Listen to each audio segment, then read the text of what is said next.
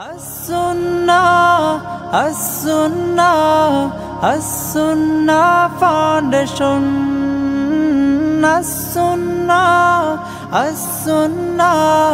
As-Sunnah Foundation.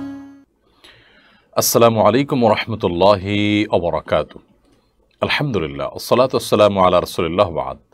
সুপ্রিয় দর্শক শ্রোতা ভাই বোন, দেশ কিংবা প্রবাস যে যেখান থেকে আমাদেরকে দেখছেন, আপনাদের সকলকে সাদর আমন্ত্রণ জানাচ্ছি আস-সুন্নাহ ফাউন্ডেশনের স্টুডিও থেকে। আপনারা দেখছেন আস-সুন্নাহ ফাউন্ডেশন আয়োজিত সাপ্তাহিক সরাসরি প্রশ্ন উত্তরমূলক অনুষ্ঠান শরীরের সমাধানের 227তম পর্ব। প্রিয় দর্শক, আপনাদের যে কোনো জীবন জিজ্ঞাসা এই পোস্টের মন্তব্যের ঘরে লিখুন। আমরা ইনশাআল্লাহ বিদিন আপনাদের প্রশ্ন উত্তর দেওয়ার চেষ্টা অব্যাহত রাখব। ঘণ্টাব্যাপী আপনাদের সঙ্গে থাকছি এই লাইভ অনুষ্ঠানের অনুদিনের মতো ইনশাআল্লাহ বিদিনিল্লাহ। অতএব আপনারা এই 1 ঘন্টার মধ্যে যে কোনো জিজ্ঞাসা মন্তব্যের ঘরে লিখতে পারেন।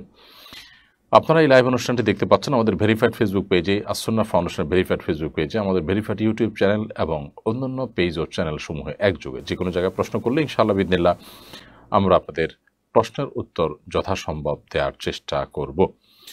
প্রিয় দর্শক, আস-সুন্নাহ ফাউন্ডেশনের স্বাবলম্বীকরণ প্রজেক্টের পাশাপাশি কোরবানির প্রজেক্টটি শুরু হয়েছে। আপনারা ইতিমধ্যে আমাদের পেজে ঘোষণা দেখতে পেয়েছেন যে আমরা এবছর অন্যান্য বছরের মতো সবার জন্য কোরবানির প্রজেক্টের ঘোষণা করেছি এবং দেশের প্রত্যন্ত অঞ্চলে অভাবী এবং দুস্থদের মাঝে কোরবানির পশু জবাই করে তার গোশত অভাবী এবং গরিব মানুষদের মধ্যে আমরা বিতরণ করে থাকি। অন্যান্য বছরের মতো এবছরও ইনশাআল্লাহ তাআলা ঢাকায়ও কোরবানি গোশত কালেকশন করা হবে বিভিন্ন বুথে এবং সেটা সংগ্রহ করে দেশের বিভিন্ন জায়গায় পৌঁছে দেওয়া হবে যদি আল্লাহ তাআলা আমাদেরকে তৌফিক দান করেন। প্রিয় দর্শক, কোরবানির প্রজেক্ট যেটি আমাদের চলমান রয়েছে, এখানে প্রবাসী দেশে থাকা মানুষ যে কোনো ব্যক্তি অংশগ্রহণ করতে পারবেন ইনশাআল্লাহ তাআলা। বিস্তারিত আমাদের ফেসবুক পেজে দেওয়া পোস্টে আপনারা লক্ষ্য করতে পারবেন। অন্যান্য বছরের তুলনায় এবছর গরুর গোশত এবং ছাগলের গোশতের দাম বেশি। আপনারা জানেন গরু এবং ছাগলের ক্রয় মূল্য বেশি হওয়ার কারণে কোরবানির খরচও একটু বেড়েছে, তবে সেটা শেয়ার প্রতি মাত্র 1000 টাকা সম্ভবত বেড়েছে। গরুতে এবং ছাগলের ক্ষেত্রেও 1000 টাকা সম্ভবত বেড়েছে, সব মিলিয়ে 1 বা 2000 টাকা। চলুন তাহলে আর বিলম্ব না করে আমরা আপনাদের যে সমস্ত প্রশ্ন ইতিমধ্যে পেয়ে গেছে সেগুলোর উত্তর দেওয়ার পালায় প্রবেশ করি। আমি দেখতে পাচ্ছি ফরিদ কবির আপনি লিখেছেন, অনেকে হজ করতে গিয়ে মৃত্যুর আকাঙ্ক্ষা ব্যক্ত করেন, তারা আল্লাহর কাছে দোয়া করেন আল্লাহ যেন তাদেরকে মক্কায় মৃত্যু দেন। এ ধরনের আকাঙ্ক্ষা এবং দোয়া করা কি সঙ্গত? হজে গিয়ে মৃত্যুবরণ করা কি সৌভাগ্যের? দেখুন, মদিনাতে মৃত্যুর বিশেষ মর্যাদা রয়েছে। কেউ যদি মদিনায় মৃত্যুবরণের সুযোগ থাকে সেজন্য সে সুযোগ হাতছাড়া না করে, এ মর্মে হাদিস রয়েছে। কারণ মদিনায় যাদের মৃত্যু হবে কিয়ামতের ময়দানে তারা উত্থিত হবে, কিয়ামতের দিন তারা হাসরে একত্র হবে, উঠবে সাহাবীদের সাথে, নবী করিম সাল্লাল্লাহু আলাইহি ওয়াসাল্লাম এর সাথে, সাহাবায়ে কেরামের সাথে। তো সেজন্য ইমাম মালিক রহমতুল্লাহি আলাইহি তিনি মদিনায় মৃত্যুবরণ করার যে তামান্না, সেই তামান্না থেকে ফরজ হজ আদায় করার পর আর মদিনা শহর থেকে তিনি বের হননি, এখানে বাকি জীবন কাটিয়েছেন এবং শেষ পর্যন্ত তার মৃত্যু সেখানে হয়েছে।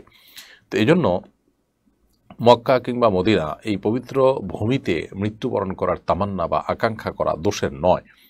তবে হজে গিয়ে আমার যদি মৃত্যু হয় এরকমটি বলার সুযোগ নেই। কারণ মৃত্যুর ক্ষণ, মৃত্যুর তারিখ আল্লাহ তাআলা জানেন। কারণ মৃত্যু নির্দিষ্ট করে ক্ষণ বা একটা সময় নির্দিষ্ট করে এর মধ্যে আল্লাহর কাছে মৃত্যু কামনা করা দোষণীয়। নবী করিম সাল্লাল্লাহু আলাইহি ওয়াসাল্লাম মৃত্যু কামনা করতে নিষেধ করেছেন। তবে একটি দোয়া আমাদেরকে শিক্ষা দিয়েছেন, সে দোয়া আমরা করতে পারি। আল্লাহুম্মা আহইনি মা কানাতিল হায়াতু জিয়াদাতান ফি কুল্লি খাইর। আল্লাহ আমাকে ততদিন পর্যন্ত আপনি বাঁচিয়ে রাখুন, হায়াত দিন, যতদিন আমার বেঁচে থাকার মধ্যে কল্যাণ রয়েছে, অর্থাৎ আমি বেঁচে থাকলে আমার কল্যাণ বাড়বে, উত্তর বৃদ্ধি পাবে, ততদিন আপনি আমাকে বাঁচিয়ে রাখুন। এবং একইভাবে ওয়াফাত বা মৃত্যু তখনই দিন যখন আমার মৃত্যুর মাধ্যমে সকল অকল্যাণ থেকে আমার মুক্তি মিলবে। তো এইভাবে দোয়া করা যেতে পারে। কিন্তু মৃত্যু চাওয়া যে আমার এই সফরে যেন মৃত্যু হয়, হজ সফর থেকে যেন আমার ফিরে না আসি, এই সফরে যেন আমার মৃত্যু হয়, এরকমটি বলার সুযোগ নেই। হ্যাঁ, মক্কা মদিনা আমার মৃত্যু হোক, সেটা তামান্না হতেই পারে, সেটা এই সফরে হতে পারে, অন্য কোনো সময় হতে পারে। আমার হায়াত যখন শেষ হবে আমি যেন তখন মক্কায় থাকি, এই তামান্না বা এই আকাঙ্ক্ষা আল্লাহর কাছে লালন করা যেতেই পারে। ইসমাইল গাজী আপনি লিখেছেন, সম্প্রতি বাংলাদেশে অবস্থিত একাধিক বিদেশি দূতাবাস রংধনু প্লাগ প্রদর্শন করে এর ছবি তাদের ফেসবুক পেজে পোস্ট করে সমকামীদের সমর্থন করেছে। বিষয়টাকে আপনি কিভাবে দেখেন? বিষয়টি আমারও চোখে পড়েছে। আমি যতটুকু জানি যে কোনো দেশের দূতাবাস বাংলাদেশে যখন তারা অবস্থান করবে তখন বাংলাদেশের আইন, এখানকার সংবিধান, এখানকার সকল নিয়ম নীতি এগুলোর বিরুদ্ধাচরণ করার কোনো সুযোগ তাদের থাকবে না, বরং এগুলো তারা মেনেই চলতে হবে। অতএব বাংলাদেশের সংবিধানের 377-এর যে ধারার যে আইন রয়েছে আমরা সবাই জানি, সমকামিতা 2 বছর কারাদণ্ডের কথা রয়েছে, সমকামিতাকে অপরাধ হিসাবে সেখানে চিহ্নিত করা হয়েছে। অতএব সেই সমকামিতার সপক্ষে রংধনু প্লাগ প্রদর্শন করা, সমকামীদের প্লাগ বা পতাকা প্রদর্শন করা, এটা রীতিমতো দেশের যে আইন আছে সেটাকে বৃদ্ধাঙ্গুলি দেখানোর শামিল, দেশে আইনের বিরুদ্ধে রীতিমতো বিরুদ্ধাচরণের শামিল এবং প্রকাশ্যে সেটা বিদ্রোহের শামিল। বিধায় এটা বাংলাদেশে থাকা কোনো এমবেসি আসলে করতে পারে না। যারা করেছেন তারা অবশ্যই অন্যায় করেছেন, অপরাধ করেছেন, তাদের প্রায়শ্চিত্ত হওয়া উচিত এবং এ ধরনের দুঃসাহস তাদের করা উচিত নয়। এদেশের সংখ্যালঘু মানুষের চিন্তাধারার পরিপন্থী বিষয়কে চাপিয়ে দেওয়ার যে অপচেষ্টা, সেটা সন্দেহাতীতভাবে সন্ত্রাসবাদী মানসিকতা থেকেই হয়ে থাকে। ইতিমধ্যে যে সমস্ত দেশের দূতাবাস এ কাজ করেছে তারা তাদের ফেসবুক পোস্টগুলোকে ডিলিট করেছে। দুর্ভাগ্যজনক বিষয় হলো সেই একই ছবি আরেকটি শক্তিশালী দেশের দূতাবাস, আমেরিকার দূতাবাস, তারা তাদের ফেসবুক ওয়ালে পোস্ট করেছে। এটি রীতিমতো মাস্তানি ছাড়া এবং রীতিমতো দুঃসাহসিকতা ছাড়া কিছুই নয়। একটি স্বাধীন দেশে এ ধরনের কর্মকাণ্ড কোনোভাবেই গ্রহণযোগ্য নয়। বিধায় আমরা এর প্রতিবাদ জানাচ্ছি এবং আমরা আশা করব যে তারা এ ধরনের দুঃসাহসিকতা, এ ধরনের কর্মকাণ্ড তারা করবেন না। এগুলো তাদের নিজেদের নিরাপত্তা, অঞ্চলের নিরাপত্তাকে বিঘ্নিত করতে পারে। সুমাইয়া মজুমদার আপনি লিখেছেন, যারা দায়ুস তাদের সাথে ইসলামিক দৃষ্টিকোণ থেকে আচরণ কেমন হওয়া উচিত? তাদেরকে কি মন থেকে ঘৃণা করতে হবে? দায়ুস বলা হয় ওই পুরুষকে বা ওই মানুষকে যিনি তার পরিবারের সদস্যদের নানান অপকর্ম, বিশেষ করে জেনা, ব্যভিচার, পর্দাহীনতা, অশ্লীলতা, নোংরামো এগুলোকে সমর্থন করেন, এগুলো দেখেও না দেখার ভান করেন, এগুলো দেখার পরও তিনি কোনো বিহিত চেষ্টা করেন না, ওই ব্যক্তিকে দায়ুস বলা হয়। তো দায়ুস ব্যক্তি জান্নাতে প্রবেশ করবে না এবং এটা অপরাধ রীতিমতো। অতএব একজন মুসলিম হিসাবে আমরা দায়ুস ব্যক্তিকে তার এই কৃতকর্ম থেকে নিবৃত রাখবার জন্য অসৎ কাজ থেকে বাধা প্রদান করার যা করণীয় সেই প্রক্রিয়া আমরা অবলম্বন করব এবং তাকে দাওয়াতের কাজের মাধ্যমে, অসৎ কাজের বাধা প্রদান করার মাধ্যমে তাকে আমরা নিবৃত রাখার চেষ্টা করব। এটা আমাদের কর্তব্যের অংশ। এবং এই দায়ুস যারা আছে তাদেরকে আমরা তাদের এই কৃতকর্মের কারণে, তাদের এ ধরনের ঘৃণ্যকর্ম এবং নাজায়েজ কাজ, হারাম কাজে লিপ্ত থাকার কারণে তাদের প্রতি আমাদের ঘৃণা আসাটা স্বাভাবিক এবং ঘৃণা করাটা বরং কর্তব্যের অংশ। পাপকে ঘৃণা করো, পাপীকে নয়, এই কথা সিনেমা স্লোগান, এটি কোন হাদিসের বক্তব্য নয়। বরং পাপের পাশাপাশি যিনি পাপে লিপ্ত তার প্রতিও ঘৃণাবোধ থাকাটা আমাদের ঈমানের বরং দাবি। তবে ঘৃণা শুধু আমাদের জন্য যথেষ্ট না, বা ঘৃণা করাটা আমাদের কর্তব্য নয়। মূলত আমাদের মূল কর্তব্য হলো যে তাদের প্রতি ঘৃণা তো আসবেই স্বাভাবিকভাবে। আমার ইমানে যে গায়রত আছে, ইমানে যে আত্মসম্মান আছে, সেই জায়গা থেকে তো সেটা আসবেই। কিন্তু এর পাশাপাশি তাদেরকে অন্যায় থেকে, অনাচার থেকে নিবৃত রাখার ন্যূনতম উদ্যোগ আমাদের গ্রহণ করতে হবে।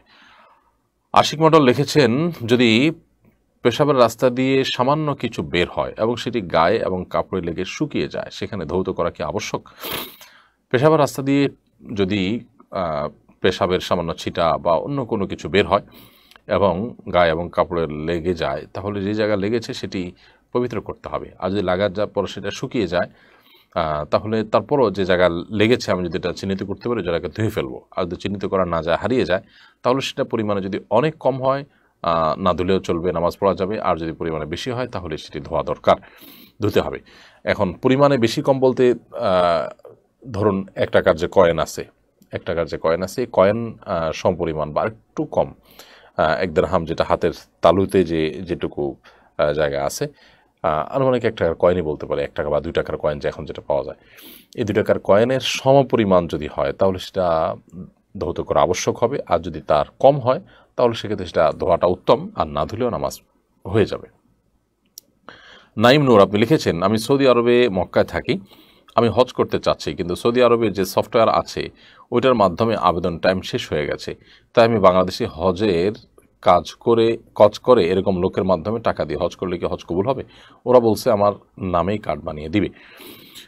ভাই নাইম নূর, আপনি সৌদি আরবে যে হজের আবেদন করার সিস্টেম রয়েছে অনলাইনে, সেখানে করতে পারেননি।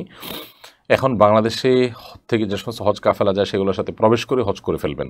যদি এরকমটি আপনি করেন, হজ হয়ে যাবে। কারণ হজের যে শর্ত আছে, ফরজ আছে, সেগুলো সবগুলো আপনি আদায় করছেন। তবে আপনি যেহেতু এখানে ছলছাতুরির আশ্রয় নিচ্ছেন এবং চালাকির আশ্রয় নিচ্ছেন, সরাসরি যদি কোথাও কোনো মিথ্যা বলতে না হয়, তাহলে সেক্ষেত্রে আপনি হারামে লিপ্ত হলেন না, কিন্তু সেখানকার অথরিটির একটি বিধান বা তাদের একটা আইনকে আপনি লঙ্ঘন করলেন। এটা না করা উচিত।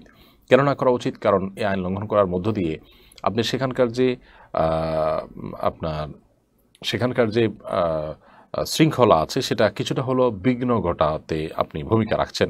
কারণ হাজি সাহেবদের সংখ্যা অনুপাতে তাদের জন্য অ্যারেঞ্জমেন্ট থাকে, যেখানে যখন অতিরিক্ত লোক থাকে সেখানে নানা রকমের সমস্যা হয়। আপনি হয়তো মনে করবেন যে আমি একা আছি, এরকম অনেক মানুষ যখন করে তখন আসলে যেই তাঁবুতে ধরুন বাংলাদেশে হজযাত্রী যারা যাচ্ছেন তাদের জন্য যে অ্যারেঞ্জমেন্ট আছে, সেখানে অতিরিক্ত কিছু লোক যখন থাকবে তখন সেই অ্যারেঞ্জমেন্টে বিঘ্ন হবে। এটাই স্বাভাবিক। তো এই কারণে এটা করা অনুচিত। তবে আপনার হজ হয়ে যাবে, হজ হবে না, ব্যাপারটি এরকম নয়। সাইফুল্লাহ শাওন আপনি লিখেছেন, শিরক থেকে বেঁচে থাকার উপায় কি? শিরক থেকে বেঁচে থাকার উপায় হলো শিরক সম্পর্কে জানা। আপনি যখন জানবেন যে কিসে শিরক হয় আর কিসে কুফুর হয়, কিসে নেফাক হয়, তখন শিরক থেকে বাঁচাটা আপনার জন্য সহজ হবে। এই জন্য শিরক থেকে বাঁচার জন্য আমাদের সবচেয়ে বড় এবং গুরুত্বপূর্ণ করণীয় হলো শিরক সম্পর্কিত ইলম অর্জন করা। সেই সাথে নবী করিম সাল্লাল্লাহু আলাইহি ওয়াসাল্লামের সেখানে একটি দোয়া রয়েছে, সে দোয়া আমরা পাঠ করতে পারি। আল্লাহুম্মা ইন্নী আউযু বিকা আন উশরিকা বিকা ওয়া আনা আ'লাম ওয়া আস্তাগফিরুকা লিমা লা আ'লাম। অর্থাৎ, হে আল্লাহ, আপনার কাছে আমি আমার জ্ঞাতসারে, আমার অজ্ঞাতসারে উভয় পদ্ধতিতে শিরক হওয়ার যে পন্থা পথ উপায় রয়েছে সেগুলো থেকে আপনার কাছে আমি পানা চাই। এভাবে যখন আল্লাহ তাআলার কাছে আমরা পানা চাইব, ইনশাআল্লাহ বিইذনিল্লাহ, আশা করা যায় আল্লাহ রাব্বুল আলামিন আমাদেরকে নাজাত দান করবেন শিরক থেকে। ইসমাইল গাজী আপনি লিখেছেন, সম্প্রতি বাংলাদেশে অবস্থিত একাধিক বিদেশি রাষ্ট্র, আপনার প্রশ্ন উত্তর দিয়েছি। নয়ন হাসান জয় আপনি লিখেছেন, আপন জেঠা অর্থাৎ বাপের ভাই, আপন জেঠার ছেলে আমার জেঠাতো ভাই, জেঠার মেয়ে আমার ভাস্তি হয়।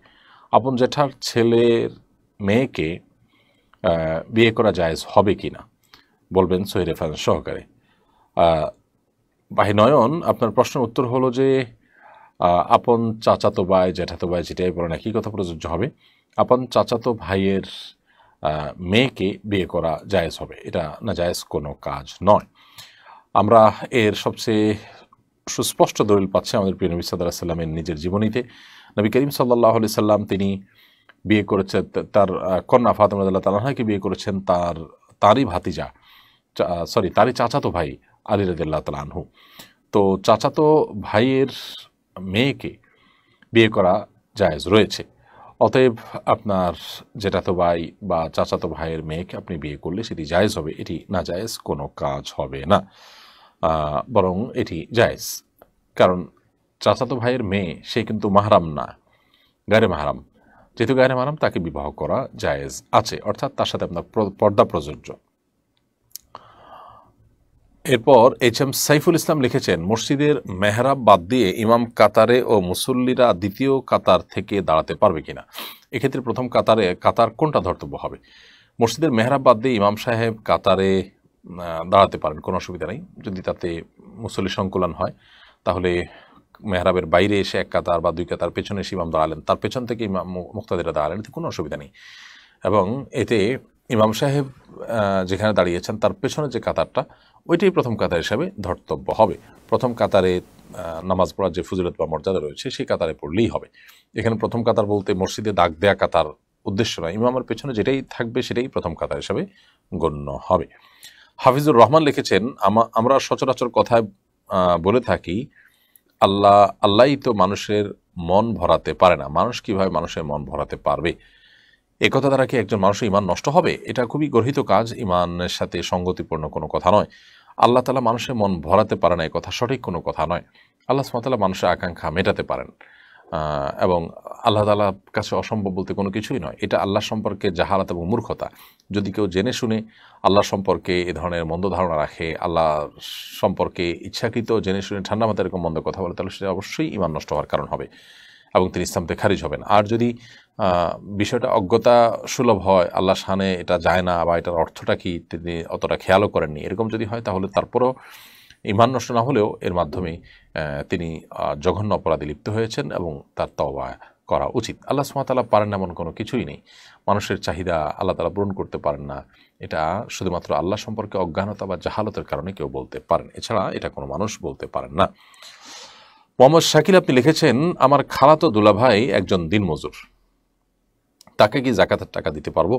অবশ্যই আপনি দিতে পারবেন। আপনার খালাতো ভগ্নিপতি, খালাতো বোনের স্বামী, তিনি তো অনেক দূরের কথা, আপনার নিজের বোনের স্বামীও যদি হন এবং তিনি যদি অভাবী হন, জাকাতের হকদার হন, আপনি তাকে জাকাতের টাকা দিতে পারবেন। দিনমজুর হওয়ার সাথে জাকাতের টাকা গ্রহণ করতে পারা না পারার সম্পর্ক আসলে সেভাবে জড়িত নয়, বরং দিনমজুর হওয়ার পাশাপাশি তিনি যদি অভাবী হন এবং ঋণগ্রস্ত হন কিংবা যা উপার্জন করেন তা দিয়ে তার যদি না চলে, তাহলে সেক্ষেত্রে আপনি তাকে ঋণের টাকা দিতে পারবেন, জাকাতের টাকা দিতে পারবেন। মারুফ হাসান লিখেছেন, আসুন্নাহ ফাউন্ডেশনের সবার জন্য কোরবানির প্রজেক্টে দান করতে চাই, কিন্তু আমার গরুর 1 ভাগ বা একটা ছাগলের টাকা দান করার সামর্থ্য নেই, আমি কি 500 বা 1000 টাকা প্রজেক্টে দিতে পারবো? অবশ্যই ভাই মারুফ হাসান, আপনি 500, 1000 বা যে কোনো অ্যামাউন্ট দিতে পারবেন, তবে সেটি আমরা কোরবানিতে খরচ করব না। আমাদের সবার জন্য কোরবানির প্রজেক্টের ওখানে আপনি আমাদের ওয়েবসাইটে গেলে দেখবেন যে সেখানে গরুতে 1 ভাগের দাম এত, একটা ছাগলের মূল্য এত, এটা যেমন আছে। এরপর আরেকটা অপশন আছে যে অ্যানি অ্যামাউন্ট, যে কোনো অ্যামাউন্ট দেওয়া, কিন্তু এই অ্যানি অ্যামাউন্ট দিয়ে কোরবানি হবে না, কারণ কোরবানিতে ভগ্নাংশের কোনো সুযোগ নেই। অর্থাৎ যে কোনো একটা অংশ পূর্ণাঙ্গভাবে যে কোনো একজনকে দিতে হবে। একটা অংশ কয়েকজন ভাগ করে নিলেন, এই ভগ্নাংশ কোরবানিতে চলে না এবং জায়েজ নেই। তো এই জন্য 500, 1000 বা 100, 200 বা আপনার 1 ভাগের চাইতে কম টাকা কেউ যদি দেন, সেটি হয় শুধুমাত্র গোশত বিতরণের জন্য দেওয়া, এটা কোরবানির জন্য নয়। আমরা ওই টাকাগুলোকে একত্র করে পরবর্তীতে বিভিন্ন জায়গায়, বিভিন্ন সময়ে, বিভিন্ন মাদ্রাসাতে, বিভিন্ন অভাবী মানুষদের মাঝে, ঈদ উল ফিতরে বিভিন্ন সময় আমরা গরু জবাই করে গোশত বিতরণ করে থাকি। অতএব সেই খাতে আপনি এই টাকা দিতে পারবেন এবং খরচ করতে পারবেন।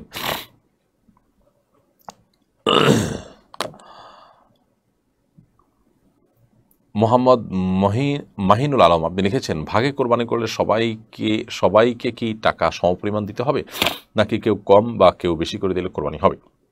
ভাই মাহিনুল আলম, আপনার প্রশ্নের উত্তর আমরা ইতিপূর্বে একটা প্রশ্নের মাধ্যমে দিয়েছি। সেটি হলো যে কোরবানিতে কোনো ভগ্নাংশ চলে না, ভগ্নাংশ রাখার কোনো সুযোগ নেই, অতএব পূর্ণাঙ্গ একটা অংশ রাখতে হবে।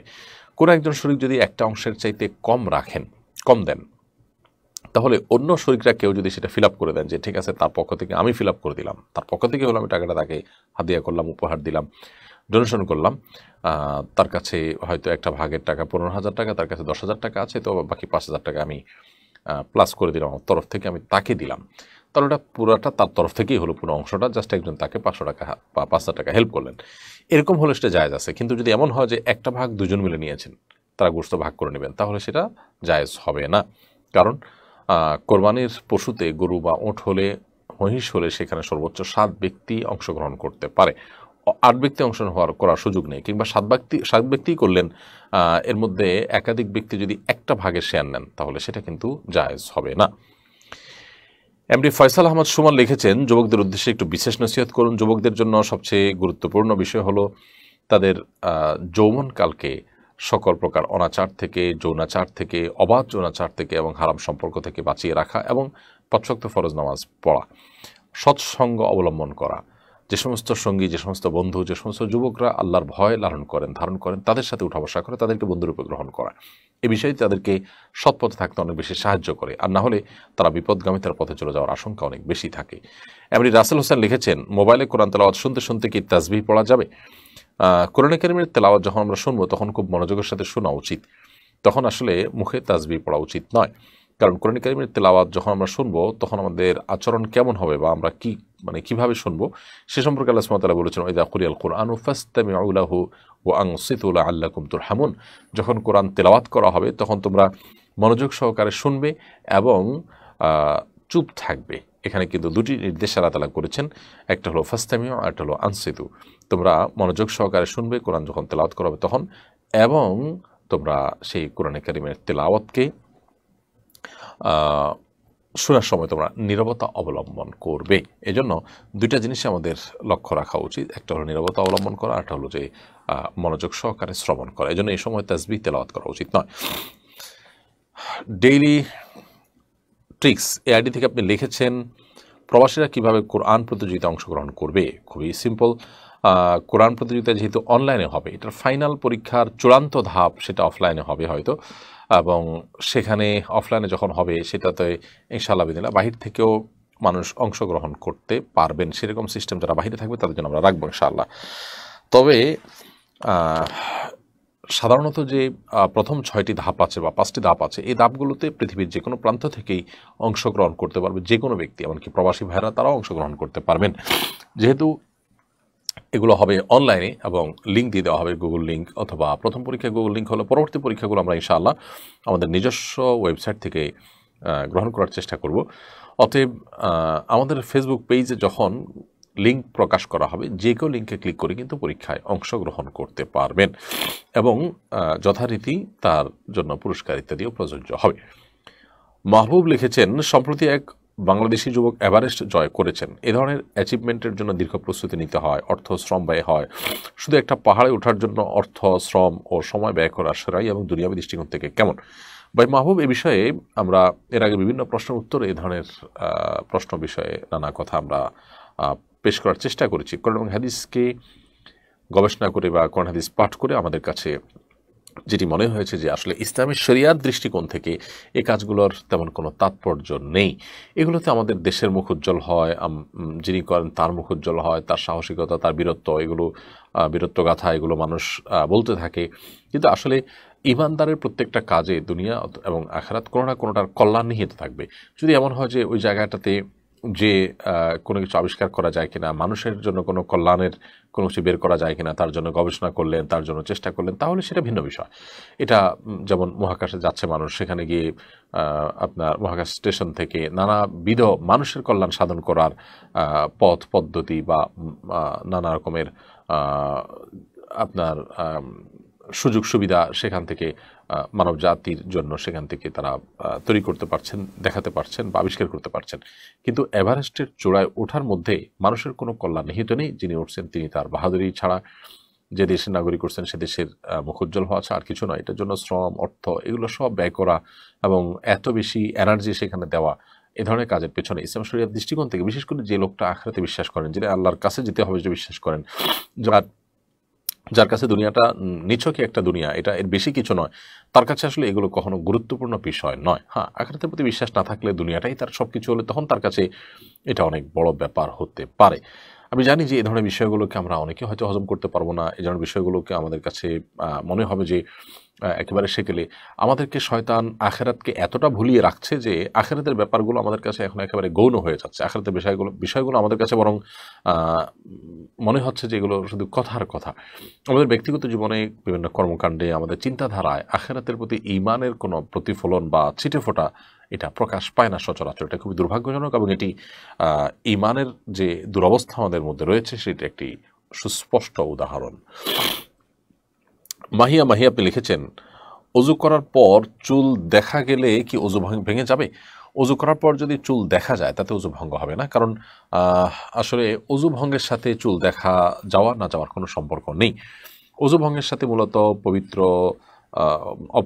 অপবিত্র হওয়ার সম্পর্ক রয়েছে। অর্থাৎ যদি কেউ অজু করার পর তার পবিত্রতা নষ্ট হয়, সেটা পেশাব পায়খানা করার মাধ্যমে হতে পারে, কিংবা বায়ুত্যাগ করার মাধ্যমে হতে পারে, ঘুমের মাধ্যমে বায়ুত্যাগের সম্ভাবনা তৈরি হয় তার মাধ্যমে হতে পারে, রক্ত ইত্যাদি বের হওয়ার মাধ্যমে হতে পারে। কিন্তু চুল দেখা গেলে এখানে আসলে শরীরের কোনো অপবিত্র বস্তু সেখানে বের হওয়ার মতো ঘটনা ঘটে না, যার কারণে এটি অজু ভঙ্গের কোনো কারণ নয়। মা বোনদের অজু করার পর চুল দেখা গেল, মাথার কাপড় খুললো, এমনকি পোশাক আশাক পরিবর্তন করলেন, তাতেও কিন্তু অজু ভঙ্গ হবে না। রিদিতা রুমকি এই আইডি থেকে আপনি লিখেছেন, সূর্য ওঠার সময় কি কোরআন তেলাওয়াত করা যাবে? সূরা কাহাফ শুক্রবার পুরোটাই পড়তে হয় কিনা? সূর্য ওঠার সময় কোরআন কারীমের তেলাওয়াত করা যাবে। কোরআন কারীমের তেলাওয়াতের সাথে আপনার সূর্য ওঠার আসলে কোনো সম্পর্ক নেই। অর্থাৎ সূর্য ওঠার সময় কোরআন তেলাওয়াত করা যাবে না এমন কোনো কথা কিন্তু নেই। সূর্য ওঠার সময় নামাজ পড়া নিষেধ, কিন্তু তাই বলে ওই সময় কোরআন তেলাওয়াত করা নিষেধ নয়। এমনকি অন্য কোনো আমলও নিষেধ নয়, শুধুমাত্র সিজদা করা এবং নামাজ পড়া নিষেধ। আর সূরা কাহফ শুক্রবার পুরোটাই পড়তে হয়, পুরোটা পড়ার নির্দেশ নেই। হাদিসে রয়েছে যে ব্যক্তি সূরা কাহফ পড়বে শুক্রবারে, সেটি তার জন্য নূরের ভূমিকা রাখবে, কিয়ামতের ময়দানে তার জন্য নূর হয়ে আসবে। এরপরে প্রশ্ন করেছেন তাওহিদ বিন শাহিদ, আপনি লিখেছেন একই পশু কোরবানির ক্ষেত্রে কোনো অংশীদারের উপার্জনের উৎস যদি হালাল হারামের সংমিশ্রণ থাকে তাহলে অন্য অংশীদারের কোরবানি কবুল হবে কিনা? উত্তর হলো হয়ে যাবে। কোরবানির পশুতে একাধিক অংশীদার আছেন, কোনো একজন অংশীদারের উপার্জনের মধ্যে মিশ্র উপার্জন আছে, হালাল হারামের সংমিশ্রণ রয়েছে, তাহলে যিনি হালাল টাকায় শরিক হয়েছেন ওই একই পশুতে তার কোরবানি হয়ে যাবে। প্রথমত যার মধ্যে হালাল হারামের উপার্জনের মিশ্রণ রয়েছে তিনি তো নিশ্চিতভাবে সেখানে হারাম টাকা দিচ্ছেন, সেই বিষয়টি প্রমাণিত নয়, সন্দেহপূর্ণ, শুধুমাত্র একটা সন্দেহের ভিত্তিতে একজনের ইবাদত নষ্ট হবে না। আর দ্বিতীয়ত হলো যে যিনি নিজের হালাল টাকা থেকে শরিক হয়েছেন তিনি আরেকজনের দায়ভার তার উপরে বর্তাবে না, কারণ আল্লাহ সুবহানাহু ওয়া তাআলা বলেছেন আল্লাহ তাসিরু ওয়াজরাতুন উযরা উখরা, একজন পাপের বোঝা বহনকারী তিনি অন্য কারোর পাপের বোঝা বহন করবেন না, অর্থাৎ যার যার পাপের বোঝা তাকেই বহন করতে হবে। রফিকুল ইসলাম লিখেছেন আমি প্রায় সময় আমার দুই ছেলেকে নিয়ে বাসায় নামাজ পড়ি, আমার এক ছেলের বয়স 10 বছর, অন্য ছেলের 8 বছর, এতে কি জামাতে নামাজ আদায়ের সওয়াব হবে নাকি আমাকে মসজিদে গিয়েই সালাত আদায় করা উচিত? ভাই রফিকুল ইসলাম, মসজিদে গিয়ে সালাত আদায় করা উচিত আপনার, কারণ একজন সাহাবী থেকে একটা আসর বর্ণিত হয়েছে লা সালাতা লিজারিল মসজিদে ইল্লা ফিল মসজিদ, মসজিদে যিনি প্রতিবেশী হবেন তার নামাজ হবে না মসজিদে গিয়ে নামাজ আদায় না করলে। তো এই জন্য আপনার মসজিদে গিয়ে সালাত আদায় করা উচিত এবং বাপ বেটা উভয়েরই এক্ষেত্রে আন্তরিক হওয়া উচিত যে মসজিদে গিয়ে সালাত আদায় করবেন, কারণ সমাজের অন্যান্য মানুষের সাথেই জামাত আদায় করা, সালাত আদায় করা এটাই জামাতের উদ্দেশ্য। অতএব বাসায় সালাত আদায় করাটা সে উদ্দেশ্যকে পূরণ করে না। তবে কখনো জামাত মিস হয়ে গেছে তখন একাকি না পড়ে অবশ্যই বাপ বেটা জামাতের সাথে সালাত আদায় করবেন, বা মসজিদে এত দূরে যে সেখানে যাওয়াটা দুঃসাধ্য কষ্টসাধ্য, সেক্ষেত্রে আপনি বাসায় সালাত আদায় করলেন, এটি জায়েজ হতে পারে। কিন্তু সাধারণত মসজিদে গিয়ে আমাদের জামাতের সাথে সালাত আদায় করার চেষ্টা করা উচিত। কোরবানি তো নিজ হাতে বা নিজের উপস্থিতিতে করা উত্তম, নিজ এলাকায় গরিব মিসকিন বা আত্মীয় স্বজনকে দান করা তুলনামূলকভাবে ভালো। তারপরও আপনারা সবার জন্য কোরবানি প্রজেক্টের মাধ্যমে কোরবানি করতে উদ্বুদ্ধ করছেন কেন? খুবই গুরুত্বপূর্ণ প্রশ্ন। যেহেতু নিজ হাতে কোরবানি করা উত্তম, অতএব কোনো ব্যক্তি নিজের পশু নিজে কিনে সেটিকে লালন পালন করে তার সাথে একটা মায়া তৈরি হবে, তারপর তো নিজ হাতে কোরবানি করতে পারে, সেটা ভালো হয়। আসন্না ফাউন্ডেশনের সবার জন্য কোরবানি এই প্রজেক্টটি মূলত তাদের জন্য যারা নিজের হাতে কোরবানি করতে পারছেন না, অথবা নিজে হাতে কোরবানি করলেও তিনি একটা কোরবানি করছেন নিজে হাতে, আরেকটা হয়তো অন্য কারোর মাধ্যমে করাবেন, সেরকমটি যদি করতে চান তাদের জন্য। প্রবাসে অনেকে আছেন যারা কোরবানি নিজেরটা নিজে করতে পারছেন না, এমন জায়গা থাকেন যে তাদের ওই সমস্ত জায়গায় কোরবানি চাইলেই যে কেউ যেখানে সেখানে বা যখন তখন করতে পারে না। গ্রোসারি শপের মাধ্যমে তারা গোশত কিনতে হয়, পশু কিনে আসলে গোশত কেনার সুযোগ তাদের অনেকেরই থাকে না, জবাই করার সুযোগ তাদের থাকে না। তো তাদের জন্য মূলত এই প্রজেক্টটি। এর বাইরে আমাদের যে সমস্ত ভাইয়েরা নিজেদের কোরবানি একাধিক কোরবানি করেন, একটা নিজে করলেন, আরেকটা তিনি গরিব দুঃখীদের জন্য বিভিন্ন অঞ্চলে কোরবানি করে তার গোশত বিতরণ করতে চান, তাদের পক্ষ থেকে আমরা কোরবানি অ্যারেঞ্জ করে থাকি। এর বাইরে শহরে যারা কোরবানি করছেন, কোরবানি করার পাশাপাশি তারা কোরবানির গোশত অভাবী মানুষদেরকে যদি পৌঁছে দিতে চান, নিজের কোরবানি থেকে গোশত পৌঁছে দেওয়ার জন্য আমরা শহরে বিশেষ করে ঢাকায় কোরবানির গোশত কালেক্ট করার ব্যবস্থা রাখছি বিভিন্ন বুথের মাধ্যমে, সেখানে তারা অংশগ্রহণ করতে পারে এবং তাদের গোশতগুলো আমরা প্রত্যন্ত অঞ্চলে ফ্রোজেন গাড়ির মাধ্যমে পৌঁছে দিচ্ছি। এটিও একটা সুযোগ রয়েছে আমাদের এই প্রজেক্টে অংশগ্রহণ করার। মারুফ খান লিখেছেন আমি মজা করে এক জ্যোতিষীর কাছে হাত দেখাই, জ্যোতিষের কথা আমার মনে তৎক্ষণাৎ কিছু প্রভাব ফেলে, এদিকে আমার ইমান চলে গেছে। আল্লাহ মাফ করুন, আপনি যদি জানেন যে তার কথায় বিশ্বাস করা ইমান পরিপন্থী, তাহলে সেক্ষেত্রে আপনার সেখানে যাওয়া এবং দুষ্টুমি করে হলেও মজা করে হলেও তার কাছে হাত দেখানো, এই কাজগুলো আপনার অন্যায় হয়েছে, এর জন্য আপনার আল্লাহর কাছে তওবা করতে হবে।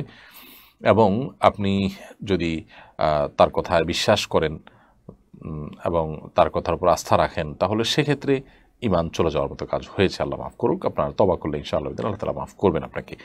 আর যদি শুধুমাত্র জাস্ট তাৎক্ষণিক প্রভাবিত হয়েছেন, আপনি তার কথা পরিপূর্ণ বিশ্বাস করেননি, তাহলে হয়তো ইমান যায়নি কিন্তু ইমান যাওয়ার উপক্রম হয়েছে এবং ইমানের জন্য ক্ষতিকর একটি পর্যায়ে আপনি চলে গেছেন। বিধায় এই জায়গা থেকে আপনাকে ফিরে আসতে হবে তওবা নাসুহার মাধ্যমে। জীবনে কখনো দুষ্টুমি এই ধরনের বিষয় নিয়ে করতে হয় না। মানুষের ইমান নিয়ে দুষ্টুমি বা ইমানের সাথে ইমান টানাটানি পড়তে পারে, এরকম বিষয় নিয়ে মানুষ আসলে দুষ্টুমি করতে পারে না যদি সে ইমানের মর্ম বুঝে থাকে।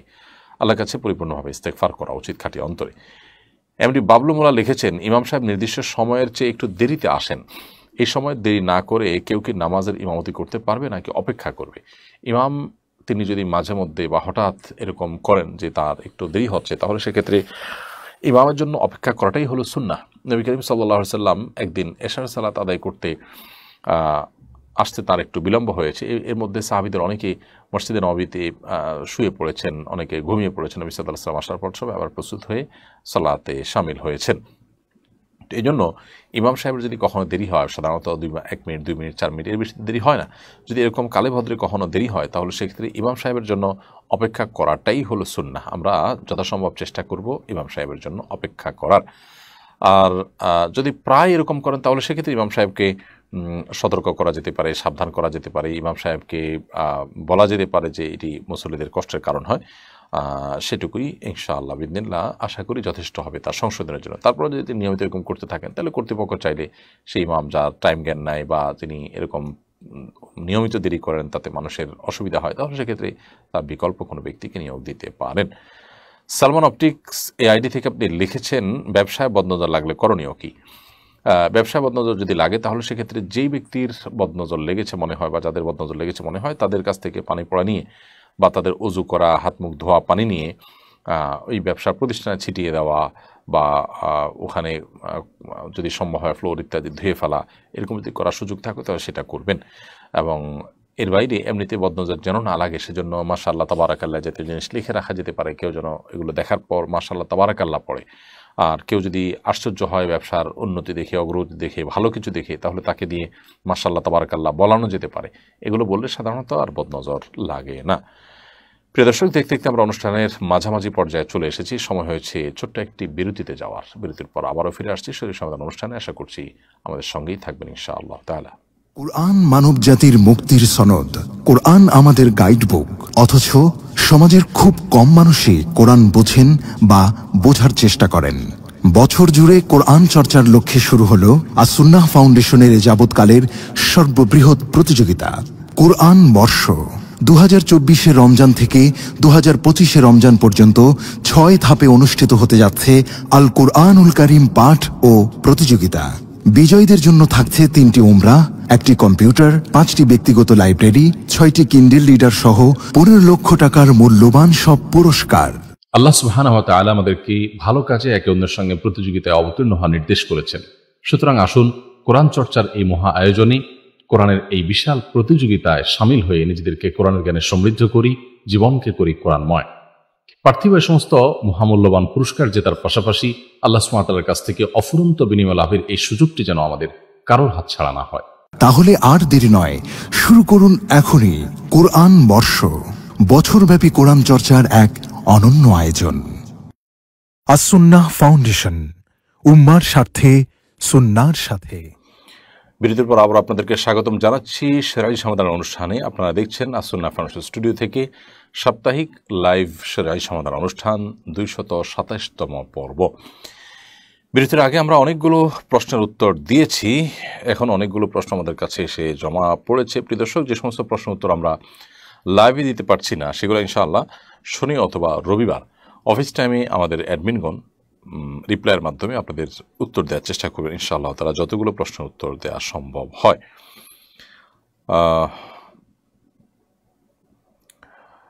অনেকগুলো প্রশ্ন জমা পড়েছে। সালমান অপটিক্স আপনার প্রশ্ন উত্তর দিয়েছি। সাইফুল্লাহ শাওন আপনি লিখেছেন, হিংসা ও অহংকার থেকে বেঁচে থাকার উপায় কি?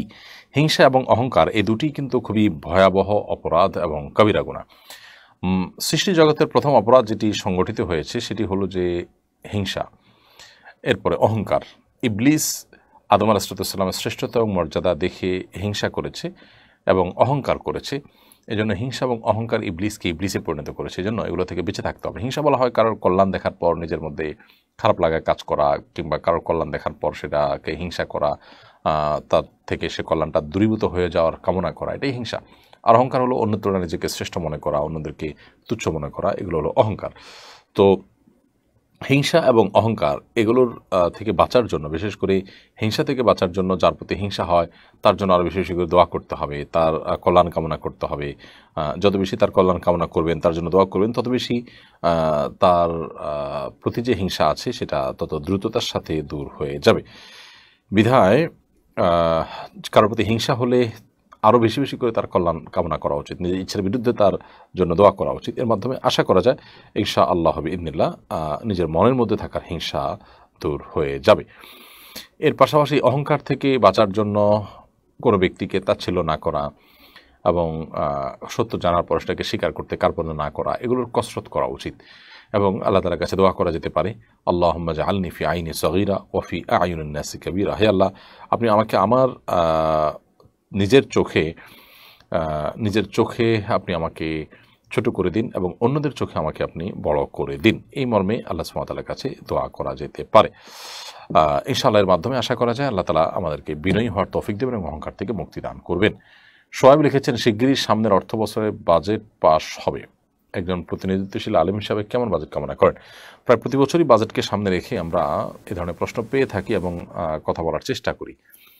দেখুন, আমাদের বাজেটটা সুদি ঋণ মুক্ত বাজেট হওয়া দরকার। আমাদের বাজেটটা যদি সুদি নির্ভর হয়, সুদি ঋণ নির্ভর হয় এবং সুদি ঋণের উপরে দাঁড়িয়ে থাকে বা সেটা দিয়ে আমাদের বাজেটের ঘাটতি পোষাতে হয় বা মিটিয়ে নিতে হয়, তাহলে সেক্ষেত্রে সেটা খুবই দুর্ভাগ্যজনক। বাংলাদেশের জনগণ বেশিরভাগই মুসলিম এবং তারা বেশিরভাগ মানুষই কিন্তু সুদ থেকে বাঁচার চেষ্টা করেন। এই জন্য ইসলামী ব্যাংকিং যেখানে আছে সেখানে মানুষ হুমড়ি খেয়ে পড়ছে। তো জনগণ আসলে সুদি ঋণ চায় না, বিধায় দেশ পরিচালনা করতে গিয়ে সুদি ঋণের উপর যে নির্ভরতা আছে সেটি কমানোর চেষ্টা করা উচিত এবং জাতীয় বাজেটে সে বিষয়টিকে মাথা রাখা উচিত। তার জন্য ব্যয়ের খাতগুলোকে সংকোচন করা দরকার। বিশেষ করে যে সমস্ত লাক্সারিয়াস গাড়ি, অন্যান্য খরচার ব্যাপার আছে, এগুলোতে যথাসম্ভব কমিয়ে আনা উচিত এবং বড় কর্মকর্তা হলে অনেক বেশি দামি গাড়ি তার জন্য এবং তাদের বিদেশ যাত্রা ইত্যাদি যত ক্ষেত্রে খরচ কমানো যেতে পারে তার সর্বোচ্চ চেষ্টা যদি করা হয়, তাহলে বিদেশি ঋণের উপরে, বিশেষ করে সুদি ঋণের উপরে নির্ভরতা অনেকখানি কমানো সম্ভব হবে। এর বাইরে আরও অনেক খাত আছে যে খাতগুলোতে আসলে বরাদ্দ না দিলেও চলে, অর্থাৎ অন্তত সুদের উপর নির্ভর করার মতো নিরুপায় অবস্থায় নয়, সেই জায়গাগুলোতে বিশেষভাবে যদি নজর দেওয়া হয় তাহলে আশা করা যায় সুদের উপর নির্ভরতা কমানো যাবে এবং বাজেটের ঘাটতিও কমবে। সেই সাথে দিনই চেতনা মানুষের ভিতরে জাগ্রত হওয়াটা খুবই গুরুত্বপূর্ণ এবং প্রয়োজনীয় একটি কাজ। এটি যদি না হয় তাহলে সেক্ষেত্রে সমাজ উচ্ছন্নে যাচ্ছে, আরও যাবে। সেই জন্য এই খাতগুলোকে বিশেষভাবে গুরুত্ব দেওয়া উচিত বাজেট প্রণয়নের ক্ষেত্রে। গরিব এবং অভাবী মানুষদের তাদের জন্য বান্ধব হয় বা তাদের জন্য উপযোগী হয় সেরকম বাজেট আসাটাই হলো উচিত এবং কাম্য। অন্য সব কিছুর চাইতে এটিকে সবচেয়ে বেশি প্রায়োরিটিতে দেখা উচিত।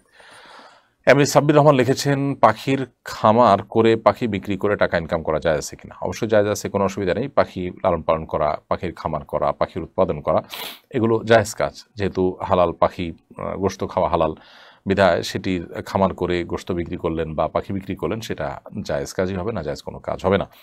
রোকেয়া জামান লিখেছেন, আমি অনেক অসুস্থ, তাই ওষুধ খেতে হয়, যার ফলে ফজরের নামাজ সুন্নত পড়তে পারলেও ফরজ পড়ার সময় শেষ বৈঠকে ঘুমের জন্য পড়তে পারি না, এজন্য কাজা নামাজ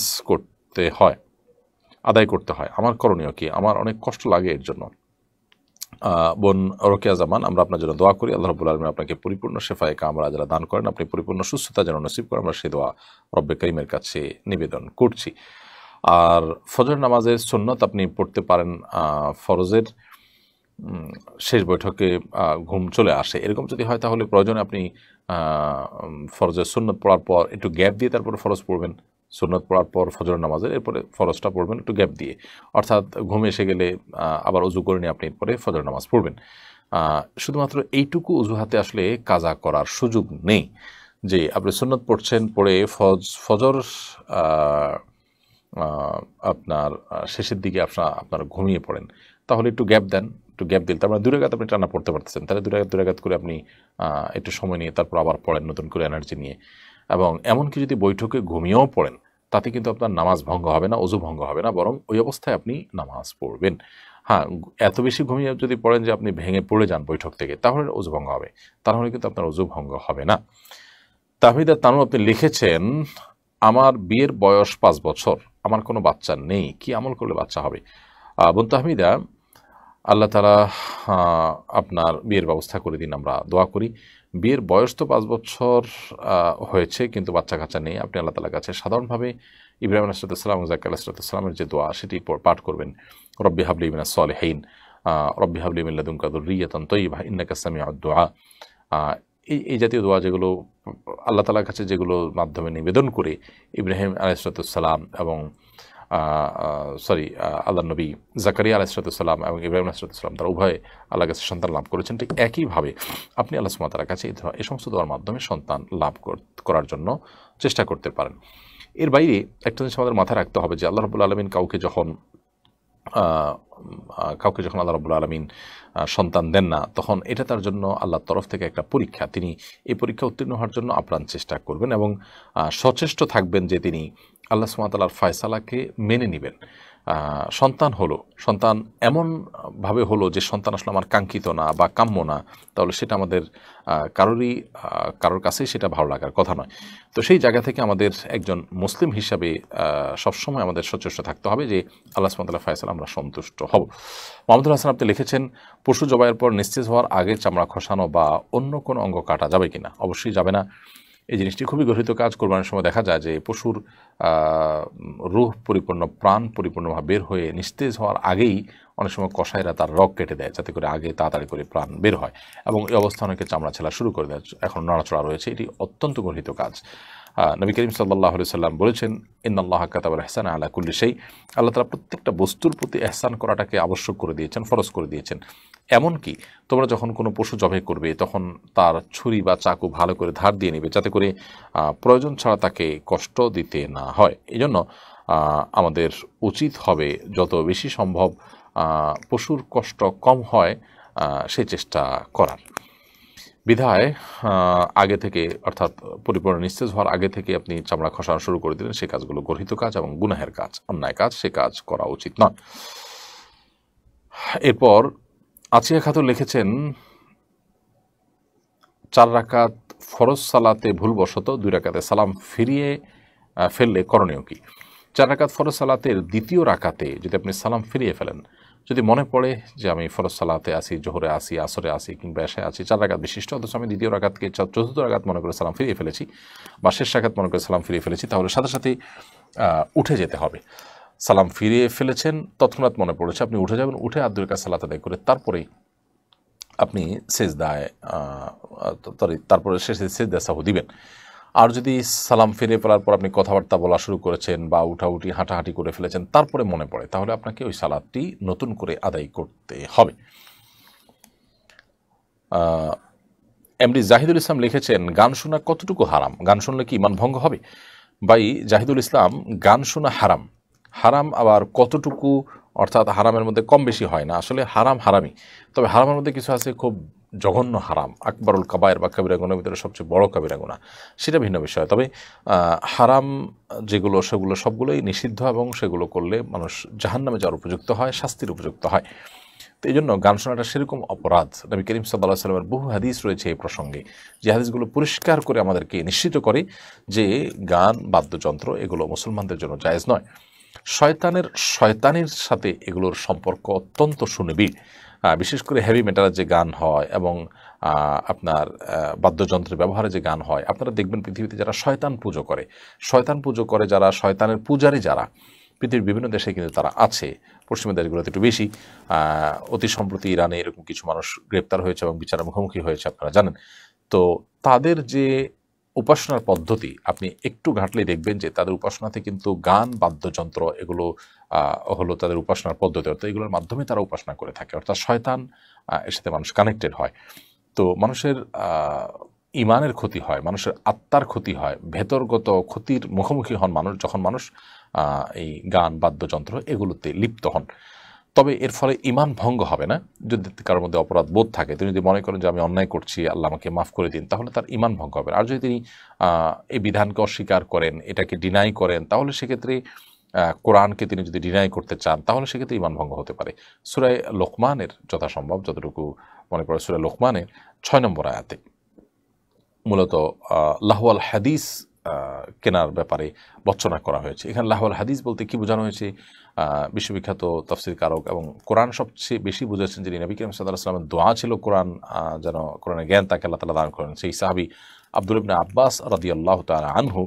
তার ব্যাখ্যা হলো যে তিনি লাহওয়াল হাদিস বলে গানকে বুঝিয়েছেন, অর্থাৎ এটা দ্বারা মূলত গান বাদ্যযন্ত্র এগুলোকে বোঝানো হয়েছে, এটি লাহওয়াল হাদিস দ্বারা প্রমাণিত। অতএব এ আয়াতেও গান বাদ্যযন্ত্র হারাম হওয়ার বিষয়ে ইঙ্গিত রয়েছে।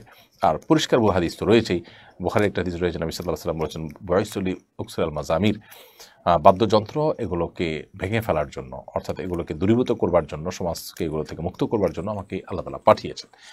তো এই জন্য এগুলো থেকে বিরত থাকতে হবে। একটা হাদিস রয়েছে আল গানা ইউমবিতুন নিফাক কামা ইউমবিতুল মা ওয়াজ যারা, পানি যেরকম শস্য ক্ষেতকে উৎপাদন করে, সবুজ শ্যামল করে, ঠিক একইভাবে গান বাদ্যযন্ত্র এগুলো মানুষের মধ্যে ঈমানকে জাগ্রত করে, নেফাককে জাগ্রত করে এবং ঈমানের জন্য ক্ষতিকর হয়। আব্দুল্লাহ আল মিনহাজ আপনি লিখেছেন, বদলি হজ করলে কি যিনি বদলি হজ করবেন তিনি সওয়াবের ভাগীদার হবেন?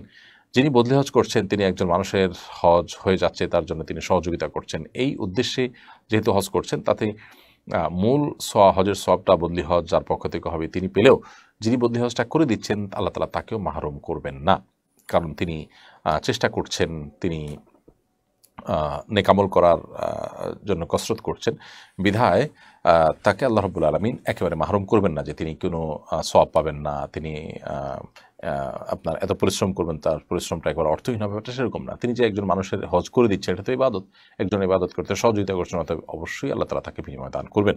আল্লাহ সুবহানাহু ওয়া তাআলার ভান্ডারে কোনো অভাব নেই, যিনি যার পক্ষ থেকে বদলি হজ করা হচ্ছে তিনি পূর্ণাঙ্গ সওয়াব পেয়ে গেলেন, অতিরিক্ত হিসাবে যিনি কষ্ট করলেন তাকেও আল্লাহ তাআলা পূর্ণাঙ্গ হজের সওয়াব দেওয়াটা আল্লাহর জন্য কোনো কঠিন বিষয় নয়, অতএব তিনিও সওয়াব পাবেন ইনশাআল্লাহ তাআলা। ইলহাম আলম আপনি লিখেছেন, মাথায় কাপড় দিয়ে রান্না না করলে নাকি শয়তান পেশাব করে, খাবারে বরকত হয় না, এই কথা কতটুকু সত্য? সম্পূর্ণ ভিত্তিহীন এবং মনগড়া কথা, কুসংস্কারের জন্য কথা। আমাদের দেশে মা বোনদের উপর বিশেষ করে যত রকমের ফতোয়া আছে, ভুল ফতোয়া আছে, এগুলোর প্রয়োগ সবচেয়ে বেশি হয়ে থাকে, এটি তারই একটি। রান্না করার সাথে মাথায় কাপড় দেওয়া আসলে কোনো সম্পর্ক নেই। আপনি হালাল খাবার রান্না করছেন আপনার ঘরোয়া পরিবেশে, সেখানে আপনার মাহরামরাই আছেন, শুধুমাত্র গায়ে মাহরাম কেউ নাই, তাহলে সেক্ষেত্রে মাথায় কাপড় দিয়ে রান্না করতে হবে, এটা মোটেই জরুরি কোনো কাজ নয়। এমনকি ঘরোয়া কাজ, গৃহস্থলী কাজ করার সময় মাথায় কাপড় দিয়েই থাকতে হবে মহিলাদের, এমন কোনো বাধ্যবাধকতা নেই। এগুলো একেবারেই আমাদের মন গড়া কথা। আহমদ জুবাইর আপনি লিখেছেন, আমি বড় কোনো সূরা পারি না, যদি মোবাইলের মাধ্যমে সূরা শুনি তাহলে কি পরিপূর্ণ সওয়াব পাওয়া যাবে?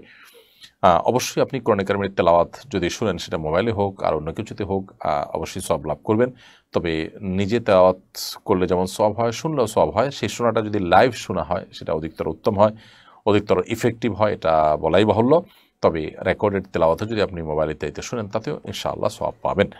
আলমগীর লিখেছেন, কোরবানির পশুতে কোরবানি করার আগে বা পরে বাচ্চা পাওয়া গেলে করণীয় কি?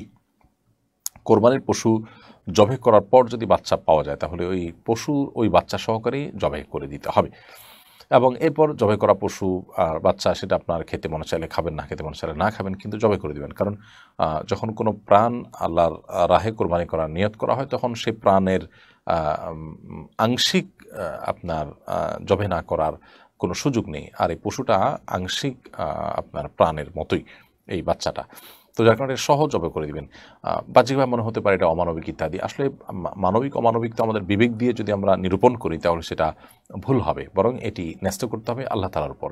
কারণ আল্লাহ রাব্বুল আলামিন তিনি মহান সৃষ্টিকর্তা, তিনি তার সমস্ত সৃষ্টিগুলোর তারই, যার কারণে আমাদের বিবেক বিবেচনার চাইতে এখানে আল্লাহর আদেশ নিষেধটা অনেক বেশি গুরুত্বপূর্ণ। যার ভিতরে ঈমান নেই তার কাছে এই জিনিসগুলোর মূল্য না থাকতে পারে, যিনি আল্লাহর প্রতি ঈমান রাখেন, যিনি বিশ্বাস রাখেন আল্লাহ তাআলা তার সৃষ্টিকর্তা, আল্লাহর কাছে তাকে ফিরে যেতে হবে, আল্লাহ তাআলাই রিজিক দাতা, তিনি সব কিছুর কর্তা, তাহলে তার জন্য এই বিষয়গুলো বুঝতে কোনো বেগ পাওয়ার কথা নয়।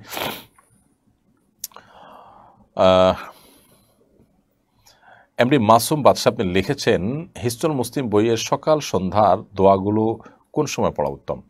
মাগরিবের নামাজের পর নাকি মাগরিবের আগেই?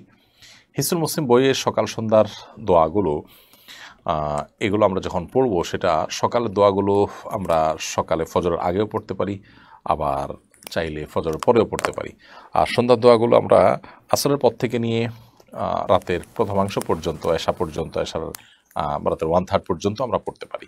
তবে সন্দেহাতীতভাবে যে কোনো আমল আগে করাই উত্তম, সেই হিসাবে ফজরের নামাজের আগেই সুবহে সাদিকের পরপরই এগুলো পড়ে ফেলা, আবার অথবা না হলে ফজর পরপর পড়ে ফেলা কমপক্ষে, আবার আসরের পর থেকে বিকেল দোয়াগুলো পড়ে ফেলা উত্তম। এরপরে আনয়েড ড্রাইভিং বোর্ড এআইডি থেকে আপনি লিখেছেন, আমি গর্ভবতী, আমি খুব খারাপ স্বপ্ন দেখি, এতে কি আমার গর্ভের সন্তানের ক্ষতি হবে? বোন, স্বপ্ন কি দেখছেন সেটার উপর আসলে নির্ভর করবে যে আপনি কি স্বপ্ন দেখছেন, এর ব্যাখ্যা কী হতে পারে। তবে আপনি খারাপ স্বপ্ন দেখছেন দেখেই আপনার গর্ভের সন্তান ক্ষতিগ্রস্ত হবে ব্যাপারটিকে এরকম মনে করার কোনো কারণ নেই। অনেক সময় এই জাতীয় স্বপ্ন শয়তান দেখিয়ে থাকে মানুষকে শুধুমাত্র পেরেশান করবার জন্য, অর্থহীন স্বপ্ন হয়ে থাকে। তো আপনার স্বপ্নটা আসলে কী ধরনের এবং কোনো ইন্ডিকেট করছে কি না, কী ইন্ডিকেট করছে, যেটা ইন্ডিকেট করছে সেটা হওয়ার সম্ভাবনা আছে, তারপরে এগুলোকে হলফ করে বলার কিছু নেই। আপনি আল্লাহর কাছে পানা চাইবেন যে আল্লাহ, এই স্বপ্নের কোনো অনিষ্ট বা ক্ষতির আশঙ্কা থাকলে আপনি সেখান থেকে আমাকে রক্ষা করেন, বাস সেটুকু ইনশাআল্লাহ আপনার জন্য যথেষ্ট। এমনি শহীদ রানা লিখেছেন, মেসেঞ্জারে লিখিত কবুল বললে কি বিয়ে হবে? না, মেসেঞ্জারে কেউ প্রস্তাব পাঠালো আর একজন কবুল বললে এতে বিয়ে হবে না, বরং ফিজিক্যালি উপস্থিত থেকে প্রস্তাব এবং সম্মতি থাকতে হবে, তারপর বিয়ে সম্পাদন হবে। শাহজাহান লিখেছেন, কোরবানি গোশত বন্টনের উত্তম পদ্ধতি কি? গোশত 3 ভাগ করা কি আবশ্যক? কোরবানি গোশত বন্টন করার উত্তম পদ্ধতি হলো এটাকে 3 ভাগে ভাগ করা। এটা মুস্তাহাব বা সুন্নাহ, এটা আবশ্যক নয়, ফরজ বা ওয়াজিব নয়। যদি কেউ 3 ভাগে ভাগ না করে 2 ভাগ করেন কিংবা পুরোটুকুই রেখে দেন বা পুরোটুকুই দান করেন, তাতেও কিন্তু তার কোরবানি হয়ে যাবে। তবে উত্তম হলো 3 ভাগের 1 ভাগ নিজের জন্য রাখা, 1 ভাগ গরিব দুঃখী অসহায় অভাবী যানচাকারী ভিক্ষুক তাদেরকে দেওয়া, আরেক ভাগ আত্মীয় স্বজন অন্যদেরকে খাওয়ানো। তো 3 ভাগে ভাগ করাটা উত্তম, তবে 3 ভাগে ভাগ করাটা ফরজ কিংবা ওয়াজিব নয়। এমডি তারিকুজ্জামান লিখেছেন, একজন লোক বলেছেন আজানের সময় আগে সালাতু সালাম পাঠ করা নফল ইবাদত, কিন্তু কেউ যদি বাধা দেয় তাহলে ওই নফলটা ওয়াজিব হয়ে যায়, এ কথা কতটুকু সঠিক? আজানের আগে সালাত সালাম পাঠ করার কোনো নির্দেশনা আসলে কোরআন হাদিসে নেই। কেউ যদি বলে থাকেন তাকে রেফারেন্স দিতে বলবেন যে তিনি কোথায় পেয়েছেন এটি। তবে আজানের পর দুরূদ পাঠ করার বিষয়টি হাদিস দ্বারা প্রমাণিত। আমাদের দেশে কোনো কোনো অঞ্চলে আজানের আগে আসসালাতু ওয়াসসালামু আলাইকা রাসূলুল্লাহ ইত্যাদি পাঠ করা হয়ে থাকে। এখানে আবার একটা কথা বলা হচ্ছে যে কেউ যদি বাধা দেয় তাহলে নফলটা ওয়াজিব হয়ে যায়। তো এটাও আসলে ভিত্তিহীন কথা, এগুলোর কোনো ভিত্তি নেই, একেবারেই মন গড়া কথাবার্তা। কর্মা সুন্নাহর কোথাও এরকম কোনো কথা বর্ণিত হয়নি। আজিজুল হক লিখেছেন, মোবাইল আসক্তি থেকে বাঁচার উপায় কি? মোবাইল আসক্তি থেকে বাঁচার উপায় হলো, এটি যদি কেউ কোনোভাবে নিয়ন্ত্রণ করতে না পারেন, প্রয়োজন তিনি বাটন ফোনে চলে যাবেন এবং একটু কষ্ট হলেও নিজের বিরুদ্ধে নিজে অপারেশন করার চেষ্টা করবেন। অর্থাৎ আপনি কোনোভাবে যখন দেখবেন যে মোবাইল থেকে বাঁচতে পারছেন না, তাহলে কমপক্ষে যেই সেটটা স্মার্টফোন আছে, এই স্মার্টফোনের সেটটা আপনি বিক্রি করে দিয়ে বা এটা কাউকে দিয়ে বা এটা থেকে বের হয়ে আসে আপনি সাধারণ বাটন ফোনে চলে যাবেন। একটু কিছু সময় কষ্ট করে যদি এটা করতে পারেন, তাহলে সেক্ষেত্রে মোবাইলের আসক্তির যে বদ অভ্যাস হয়ে গেছে সেটা থেকে বেরিয়ে আসা অনেকখানি সম্ভবপর হয়। আবার কোনো কোনো অ্যাপস আছে যে অ্যাপসগুলোর মাধ্যমে নির্দিষ্ট সময় সোশ্যাল মিডিয়াতে ব্রাউজ করার পর সেটা বন্ধ হয়ে যাবে, এরপরে বিভিন্নভাবে সেটা খুলতে অনেক কষ্ট করতে হবে, বেগ পেতে হবে। এগুলোর মাধ্যমে কিছুটা নিয়ন্ত্রণ করা যায় এবং চাইলে সকাল দুপুর রাত 3 টাইমে নির্দিষ্ট কিছু সময় ফিক্স করে ওই সময়টাতে শুধুমাত্র মোবাইল খুলে অ্যাপ আপনি ব্রাউজ করবেন, এরপর সেখানে অটোমেটিক ওই অ্যাপসের কারণে লক হয়ে যাবে। এরকম সিস্টেম করলে কিছুটা সম্ভব হয় নিয়ন্ত্রণ করা। আবার অনেকের জন্য দেখা যায় যে মোবাইলের যে অ্যাপ সোশ্যাল মিডিয়া যে অ্যাপগুলো আছে সেগুলো ডিলিট করে ফেললে, সেগুলোকে আনইনস্টল করে ফেললে তার জন্য বাঁচাটা সহজ হয়, সেটাও আরেকটা পদ্ধতি। সেক্ষেত্রে সোশ্যাল মিডিয়ার কোনো কাজ থাকলে এটা কম্পিউটার ল্যাপটপ ইত্যাদিতে সারবেন, কারণ সেখানে আসলে খুব বেশি সময় নষ্ট করার সুযোগ থাকে না, মোবাইলে যতটা থাকে। তো যার যেটা সুবিধা হয় তিনি সেই পন্থা অবলম্বন করে এই আসক্তি থেকে বেরিয়ে আসার চেষ্টা করতে হবে। এরপর প্রশ্ন হলো, অতি সম্প্রতি ঢাকা বিশ্ববিদ্যালয়ের একজন সাবেক শিক্ষক নারীদের বোরকা এবং হিজাব নিয়ে বিরূপ মন্তব্য করেছেন এবং তিনি তার ওয়ালে এ ধরনের পোস্ট প্রায় করে থাকেন। এই ব্যক্তি সম্পর্কে আপনার মন্তব্য কী? দেখুন, এই বিষয়টি বেশ ব্যাপকভাবে প্রচারিত হয়েছে, সমালোচিত হয়েছে, বিতর্কের জন্ম দিয়েছে। আমরা দেখেছি একজন বেশ বয়োজ্যেষ্ঠ সাবেক বিশ্ববিদ্যালয়ের শিক্ষক, তিনি বোরকা পরা মেয়েদের বোরকা এবং হেজাব নিয়ে উৎসাহ প্রকাশ করেছেন, বিরক্তি প্রকাশ করেছেন। অবাক করা বিষয় হলো যে তিনি তার ফেসবুক ওয়ালে যে সমস্ত পছন্দের তালিকাগুলো দিয়ে রেখেছেন বলে বিভিন্ন পোস্ট আমরা দেখতে পেয়েছি, সেগুলো দ্বারা বোঝা যায় তিনি আসলে অশ্লীলতা এবং নারীকে জাস্ট শুধুমাত্র একটা উপভোগের বস্তু মনে করা, মানুষের মর্যাদা না দিয়ে শুধুমাত্র এটাকে একটা উপভোগের আইটেম মনে করা, এটা তার যেন নেচারে পরিণত হয়েছে। তো এই ধরনের মানুষ তো আসলে বোরকার প্রতি তাদের উৎসাহ প্রকাশ করাটাই স্বাভাবিক, কারণ বোরকা যারা পরে থাকে তাদেরকে মনের মতো তাদের দ্বারা হারাম স্বাদ নিতে পারেন না, তাদের নিয়ে বাজে কল্পনা জল্পনা করা, নোংরা চিন্তা করার সুযোগ পান না, এই জন্য তাদের তো এগুলো নিয়ে উৎসাহ প্রকাশ করাটাই স্বাভাবিক। আল্লাহ তাআলা আমাদেরকে রক্ষা করুন এই ধরনের হাতে গোনা কিছু ইসলাম বিদ্বেষী, কিছু নাস্তিক কিংবা ইসলামের প্রতি যাদের অ্যালার্জি আছে, এই ধরনের মানুষগুলোর কাছে যেন আজকে আমরা জিম্মি হয়ে গেছি। দেশের সংখ্যাগরিষ্ঠ মানুষ যেখানে ধার্মিক এবং শালীনতা পছন্দ করেন, মুসলিম অমুসলিম নির্বিশেষে, সেখানে এই ধরনের কিছু মানুষ তাদের ন্যূনতম লজ্জাটুকু পর্যন্ত, ভদ্রলোকের পোশাক আশাক আমরা দেখেছি যে পোশাক আশাক শতভাগ পশ্চিমা, কিন্তু তিনি মেয়েদের বোরকা নিয়ে উৎসাহ প্রকাশ করেছেন এবং তাদের বাঙালিয়ানা নিয়ে প্রশ্ন তুলে দিচ্ছেন। তো বোরকা থাকলেও যদি কোনো মেয়ের বাঙালিয়ানা প্রশ্নবিদ্ধ হয়, তাহলে তার যে পোশাক আছে যেটা অবাঙালিয়ানা পোশাক, পশ্চিমা পোশাক, তার কারণে তার বাঙালিয়ানা নিয়ে প্রশ্ন ওঠে না। তো এদের দিন শেষে আমরা দেখি যে এদের মূল সমস্যার জায়গাটা হলো যে ইসলামের প্রতি তারা বিদ্বেষ লালন করে, মুসলমানদের প্রতি বিদ্বেষ লালন করে। এদের অনেকে নিজেকে নাস্তিক দাবি করে, এরা আসলে মূলত ইসলাম বিদ্বেষী, নাস্তিক নয়। নাস্তিক হলে তো অন্য সব ধর্মের প্রতি তার সমান দৃষ্টিভঙ্গি হওয়ার কথা। আপনি দেখবেন দিন শেষে শুধুমাত্র ইসলাম নিয়ে তাদের সমস্ত মাথা ব্যথা, অন্য কোনোটা নিয়ে তাদের কিন্তু মাথা ব্যথা নেই। অন্যান্য অনেক ধর্মে, বিশেষ করে খ্রিস্টান ধর্মে যদি আপনি বলেন যৌনতা, যৌনাচারের অনেক ব্যাপার স্যাপার আছে, সেখানে খ্রিস্টান ধর্মের কোনো পাদ্রীদের নিয়ে তাদের কখনো মাথা ব্যথা দেখবেন না। তাদের সমস্ত মাথা ব্যথা দেখবেন মুসলমানদেরকে নিয়ে, আলেম ওলামাদেরকে নিয়ে, দিন যারা প্র্যাকটিস করতে চান তাদেরকে নিয়ে। তো এই ধরনের মানুষগুলো আমাদের দেশের জন্য অভিশাপ। এরাই আমাদের দেশকে আজকে 12টা বাজিয়ে ছেড়েছে, আমাদের সমাজটাকে উচ্ছন্নে যাওয়ার পথে তারা নানাভাবে ভূমিকা পালন করছে। এদের কবল থেকে আমাদের দেশকে আল্লাহ তাআলা হেফাজত করুন, আমাদেরকে আল্লাহ তাআলা যার দায়িত্ব পালন করার তৌফিক দান করুন। মারুফ আপনি লিখেছেন, প্রধানমন্ত্রী বলেছেন বাংলাদেশ ও মিয়ানমারের একটি অংশ নিয়ে পূর্ব তিমুরের মতো খ্রিস্টান দেশ বানানোর চক্রান্ত চলছে, এ বিষয়ে মন্তব্য জানতে চাই। ভাই মারুফ, বিষয়টি আমাদেরও চোখে পড়েছে। বাংলাদেশের চট্টগ্রামের পার্বত্য অঞ্চল এবং মায়ানমারের কিছু অঞ্চল নিয়ে ইন্দোনেশিয়ার পূর্ব তিমুরের মতো এবং আপনার দক্ষিণ সুদানের মতো এখানে খ্রিস্টান রাষ্ট্র গঠন করার পায়তারা চালানো হচ্ছে। প্রধানমন্ত্রীর সাথে আমরা পরিপূর্ণ একমত, মাননীয় প্রধানমন্ত্রী সঠিক বলেছেন এবং এই একই কথা গত 10-20 বছর ধরে আলেম ওলামারা কিন্তু বলে আসছেন। বিদেশি যে এনজিওগুলো আছে তাদের বড় অংশ এবং দেশে তাদের দালাল যারা আছে, তাদের দোসর এবং এজেন্ট যারা আছে, এরা বিশেষ করে ফজলে হাসান আবেদের প্রতিষ্ঠান, আরও যে সমস্ত প্রতিষ্ঠান আছে, বন্ধু সোশ্যাল সহ, এই সমস্ত প্রতিষ্ঠানগুলো নানাভাবে তারা আমাদের দেশের কৃষ্টি কালচারের উপরে একের পর এক আঘাত করে চলেছে। অধিকারের নাম দিয়ে তারা আমাদেরকে এমন সব জিনিস গেলাচ্ছে এবং আমরাও গোগ্রাসে গেলছি যেগুলো রীতিমতো বিষ, এবং সেগুলো আমাদের সমাজকে ধ্বংসের দ্বারপ্রান্তে নিয়ে যাচ্ছে।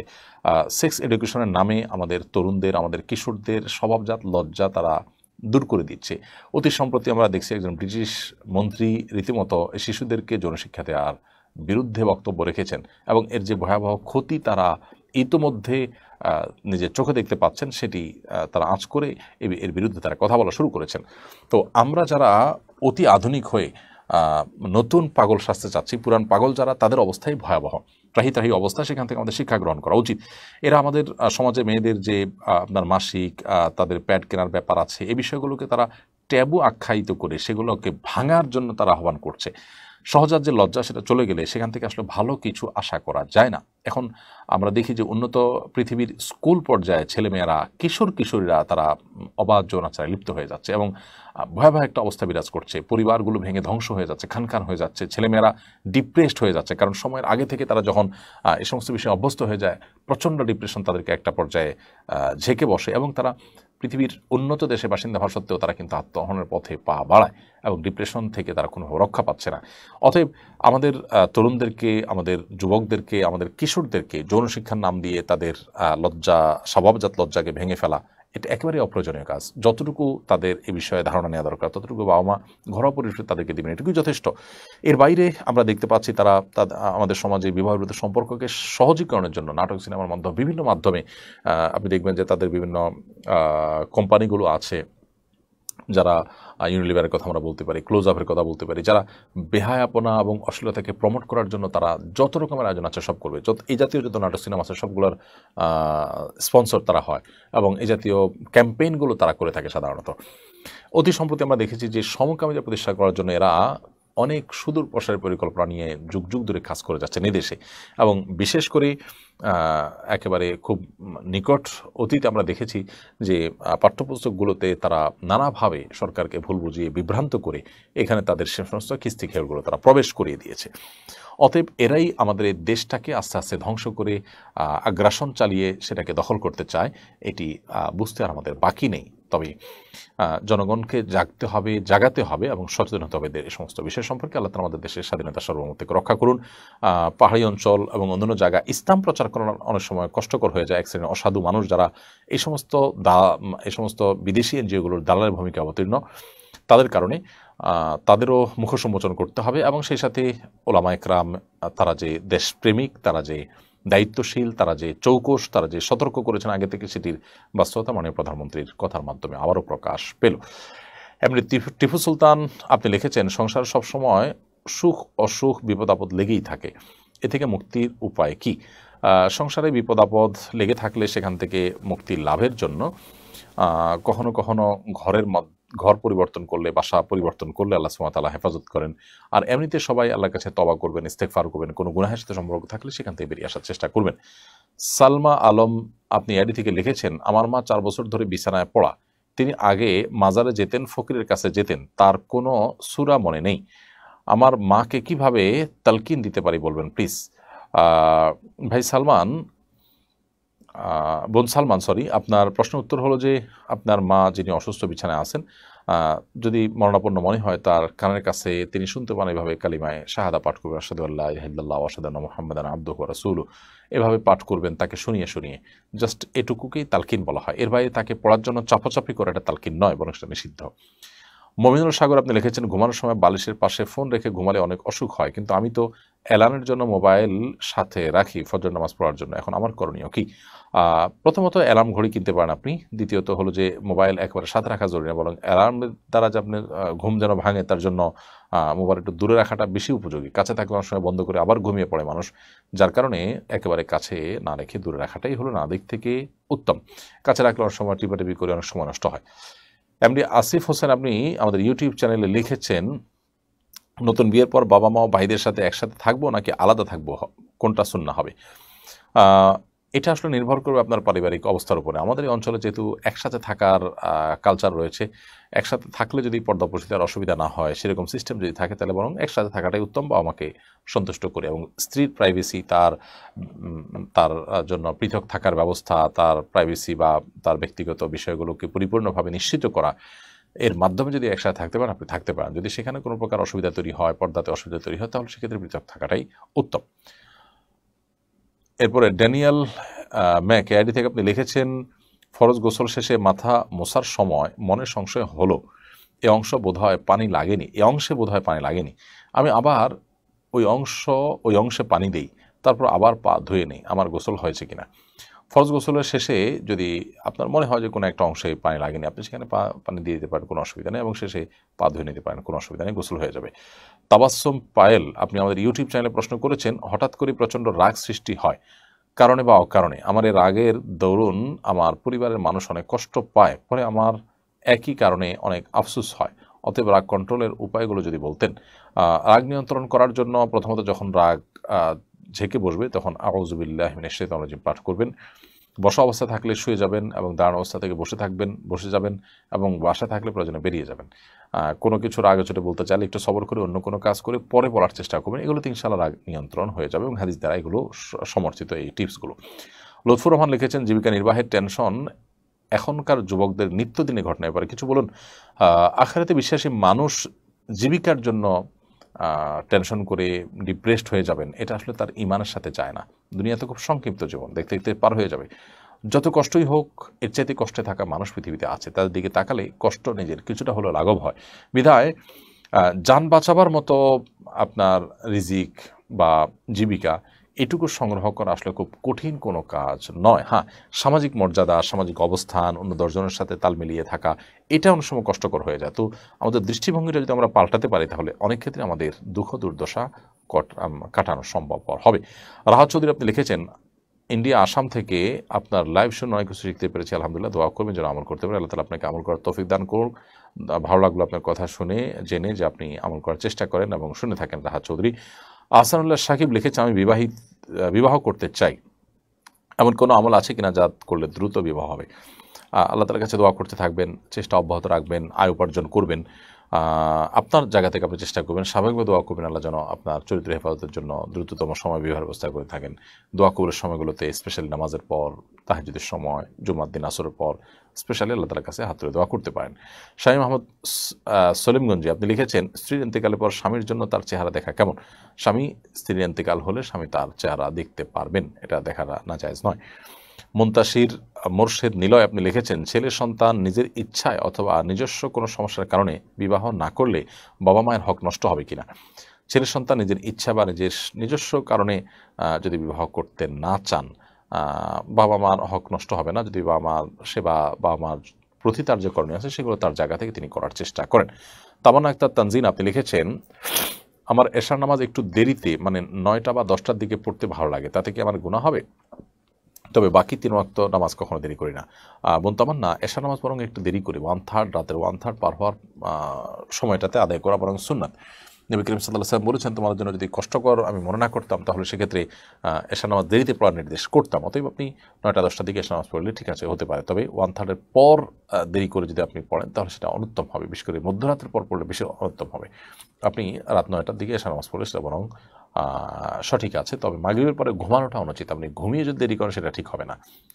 এমনি তামিম লিখেছেন, বাবরি চুল রাখা সঠিক নিয়ম কি? বাবরি চুল রাখলে সেটা কানের লতি পর্যন্ত অথবা কাঁধ পর্যন্ত কিংবা কান লতি এবং কাঁধের মাঝামাঝি পর্যন্ত, এই 3 ভাবে বাবরি চুল রাখা যায়। এইচএম হৃদয় হাসান লিখেছেন, মেয়েদের আকিকার জন্য কয়টি ছাগল জবাই করতে হবে? অনেকে বলে মেয়েদের জন্য 2টি দিতে হয়, সম্পর্কে সঠিক বিধান কি? না, মেয়ে বাচ্চা হলে তার জন্য 1টি ছাগল দিলে আকিকা যথেষ্ট হয়ে যাবে ইনশাআল্লাহ। এমনি মোস্তাকিম মাহমুদ লিখেছেন, আমরা দুজনে পালিয়ে কোর্ট ম্যারেজ করেছিলাম, সাথে বন্ধুবান্ধব ছিল, শুধু কোর্টে রেজিস্ট্রেশন করেছিলাম, একে অপরকে কবুল বলা হয়নি, এতে কোনো সমস্যা আছে কিনা দয়া করে জানাবেন। কাগজে যদি লেখা থাকে যে আমি প্রস্তাব দিচ্ছি, অপরজন এবং সেখানে স্বাক্ষর করেন এবং অপরজন লেখা থাকে যে আমি কবুল করলাম, সেখানে স্বাক্ষর দেন, তাহলে বিয়ে হবে দুজন সাক্ষীর উপস্থিতি হলে। আর এরকম কিছু লেখা না থাকে, যা স্বামী ঘরে স্বামী, স্ত্রী ঘরে স্ত্রী থাকে, যেমন আমাদের কাবিননামাতে আছে, তাহলে শুধু এই লেখাজোখার দ্বারা বিয়ে হবে না, বরং প্রস্তাব এবং সম্মতি থাকতে হবে। সেটা মৌখিকভাবে থাকুক অথবা লিখিতভাবে থাকুক, শুধুমাত্র স্বামী স্ত্রীর ঘর পূরণ করে স্বাক্ষর করলেন তাতে কিন্তু বিবাহ হবে না।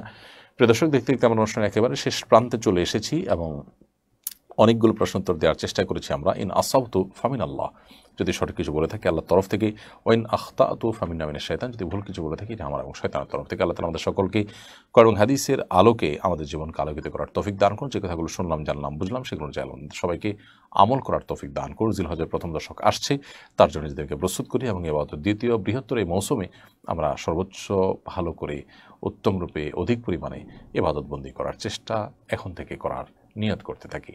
আল্লাহ তাআলা আমাদের সকলকে সে তৌফিক দান করুন। জাযাকুমুল্লাহ খাইর। ওয়াসসালামু আলাইকুম ওয়া রাহমাতুল্লাহি ওয়া বারাকাতুহু। আসুন্নাহ ফাউন্ডেশন, উম্মার স্বার্থে সুন্নাহর সাথে।